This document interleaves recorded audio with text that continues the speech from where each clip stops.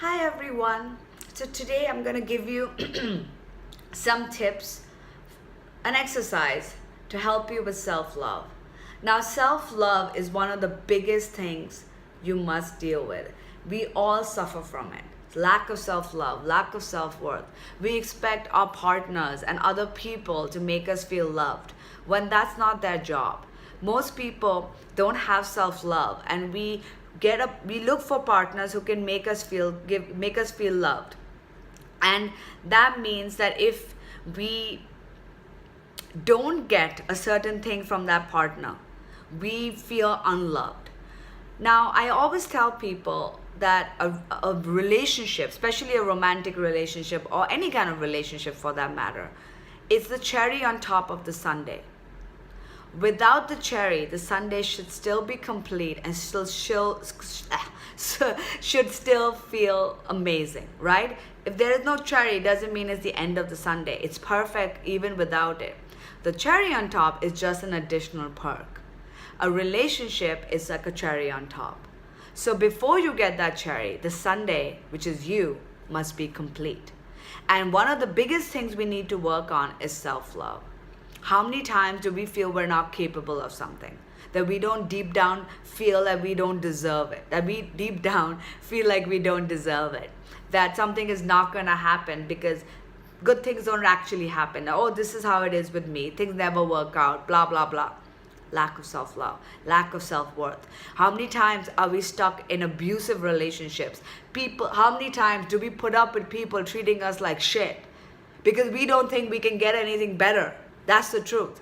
And that's self-love. And normally when you are in an abusive situation, emotionally, physically, mentally, the abuser screws with your self-confidence and your self-worth and your self-esteem so much that even if you had it when you went into the relationship, it's now broken down and you are stuck. So when you ask people why you haven't been able to get out of an abusive relationship, is because their self-esteem has been eroded.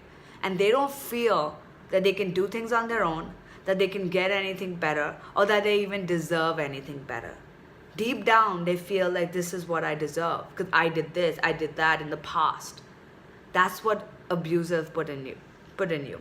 Now, if you're not in an abusive relationship, that doesn't mean that you don't have self-love issues. I have not met a single client of mine through my life coaching or EFT work who does not have self-love issues. This is the way our society is run.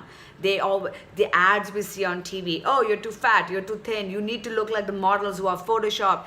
Basic shit. You need to be a better husband, better wife, blah, blah, blah. All of that. This is what society expects us to be. So I'm not even surprised that we have self-love issues. So today I'm going to explain to you a very, very simple exercise that you can do that will help you, get much better in your self-love department. This is called the mirror exercise, and I'm sure you've heard of it, and if you haven't, you can Google it. There are loads of people who talk about it. You should wake up every morning, and before you brush your teeth or after you brush your teeth, when you're looking at yourself in the mirror, and if possible, doing it twice a day, I want you to say 5 things that you like about yourself. Looking at yourself in the mirror, looking at yourself in your eyes, and just be like, okay, if it's me, I love my hair at this moment. I love that I am qualified to be a good teacher. I love the fact that I can teach people. I don't know, whatever. It is tough. When we start trying to ask ourselves what we like about ourselves, even right now I went a little blank because we don't actually think about ourselves in that way. If I ask you, name 5 things you don't like about yourself, it will be so easy. You'll probably give me 20. But if I tell you, give me 5 things you like about yourself, you might have a little bit of trouble doing that. So this would be your exercise. At least once a day, if possible twice. Give 5 to 10 things, say 5 to 10 things looking in the mirror about yourself that you love.